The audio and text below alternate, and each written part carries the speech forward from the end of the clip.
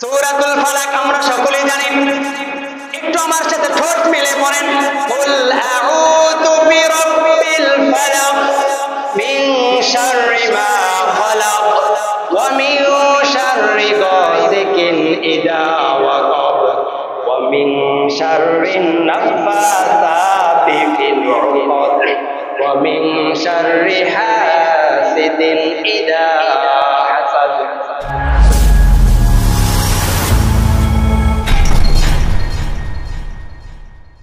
মুসলিম এবং বুখারীর ভিতরে বর্ণনা, নবীজি চরম পর্যায়ে অসুস্থ হয়ে পড়ে, খাবার দাবার খাওয়া সব বন্ধ হয়ে যায়, দিন দিন শুকিয়ে যাইতেছিলেন, চোখের নিচগুলো কালো হয়ে গেল। এমন তো অবস্থায় নবীজি পেরেশানিতে পড়ে গেলেন।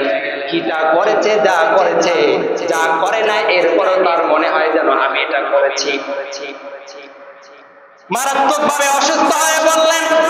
একদিন স্বপ্নের ভিতরে, আয়েশা থেকে বর্ণিত, স্বপ্নের ভিতরে নবীজি দেখলেন দুইজন লোক, একজন তার মাথার পাশে এসে বসলেন, আর একজন তার পায়ের কাছে এসে বসলেন। মাথার কাছে তিনি এসে বসলেন, তিনি ডাক দিয়ে বলতেছেন, ভাই এই লোকটার কি হয়েছে? পায়ের কাছে তিনি বসা, তিনি বললেন এই লোকটা অসুস্থ। এবার মাথার কাছে যে লোকটা বসা, তিনি প্রশ্ন করলেন কেন অসুস্থ হয়েছে? পায়ের কাছে যিনি বসা, ওই ব্যক্তি বলতেছেন তাকে জাদুটোনা করা হয়েছে, জাদুটোনা করে তাকে অসুস্থ করা হয়েছে। মাথার কাছে যে লোকটা বসা ডাক দিয়ে বলে, আরে ভাই জাদুটোনা কে করেছে এটা জানো কি? পায়ের কাছে যে লোকটা বসা, তিনি ডাক দিয়ে বললেন, ইহুদিদের ভিতরে একজন লোক আছে, লাবিদ ইবনে আসাম। লাবিদ ইবনে আসাম, এই লোকটা নবীজিকে জাদুটোনা করা হয়েছে। মাথার কাছে যে লোকটা বসা, তিনি জিজ্ঞাসা করলেন কি দ্বারা, কোন জিনিস দ্বারা এই লোকটাকে জাদুটোনা করা হয়েছে? এবার পায়ের কাছে যে লোকটা বসা, এই লোকটা ডাক দিয়ে বললেন, মাথার চুল এবং তার মাথা আঁকড়ানো যে চিরুনি, এই দুইটা বস্তু দ্বারা এই লোকটাকে জাদুটোনা করা হয়েছে।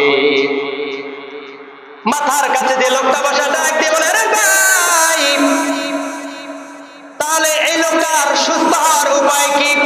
পায়ের কাছে যে লোকটা বসা, তাফসীর ইবনে কাসীরের ভিতরে আছে, আপনারা পড়ে দেখবেন, সূরাতুল ফালাকের ভিতরে আছে। পায়ের কাছে লোকটা ডাক দিয়ে বললেন, যেখানে যেখানে সে এই দ্রব্যগুলো তাবিজ আকারে রেখেছেন, ওখান থেকে এনে যদি এটাকে খুলে দেওয়া হয় তাহলে এই লোকটা সুস্থ হয়ে যাবে। মাথার কাছে যে লোকটা বসা, তিনি ডাক দিয়ে বললেন, কোথায় আছে এই তাবিজগুলো? পায়ের কাছে যে লোকটা বসা, তিনি বললেন, একটা আছে অমুক জায়গায় একটা খেজুর গাছের শুকনো বাকলার ভিতরে ঢোকানো, আরেকটা দারওয়ান নামক একটা কূপ আছে, ওই কূপের তলদেশে একটা পাথর আছে, ওই পাথরের নিচে আরেকটা তাবিজ আছে। এই দুইটা যদি উঠাইয়া খোলা হয় তাহলে এই লোকটা সম্পূর্ণরূপে সুস্থ হয়ে যাবে। এবার আয়েশা রাদিয়াল্লাহু তাআলা আনহার কাছে এই কথাগুলো যখন বর্ণনা করলেন, সাথে সাথে লোকজন নিয়ে ওই কূপের কাছে আর খেজুরের গাছের নিচে চলে গেল। কূপের নিচ থেকে ওই বলা মতো তাবিজটা উঠানো হলো, আর খেজুরের গাছের ওই বাকলার ভিতর থেকে তাবিজটা আনা হলো। কোনটা খুলে যখন ছেড়ে ফেলা হলো, সাথে সাথে পয়গম্বর আগের মতো সুস্থ হয়ে যায়। এই কারণে এই জাদুটোনা থেকে রক্ষা পাওয়ার জন্য, জিন শয়তান এদের অসুবিধা থেকে বাঁচার জন্য আল্লাহ পাক রব্বুল আলামিন সূরাতুল ফালাক এবং সূরাতুন নাস, এই দুইটা সূরা আল্লাহ পাক ওই নবীর উপরে নাজিল করে দিয়েছে। হযরত আয়েশা রাদিয়াল্লাহু তাআলা ডাক দিয়ে বলে, পয়গম্বর তাহলে এটা আপনি বিচার করেন, আপনি জানিয়ে দেন আপনাকে এমন ভাবে কষ্ট দেওয়া হয়েছে, এটা আপনি বিচার করেন। কেমন নবী পাইলাম আমরা, কেমন দয়ার সাগর নবী আমার ডাক দিয়ে বলে, আয়েশা শুনে নাও, আমি তো সুস্থ হয়ে গিয়েছি, আমি তো আর অসুস্থ নাই।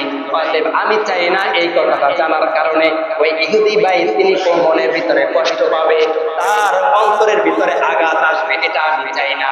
তাকে মানুষ অপমান করবে, এটা আমি নবী হয়ে এটা চাই না।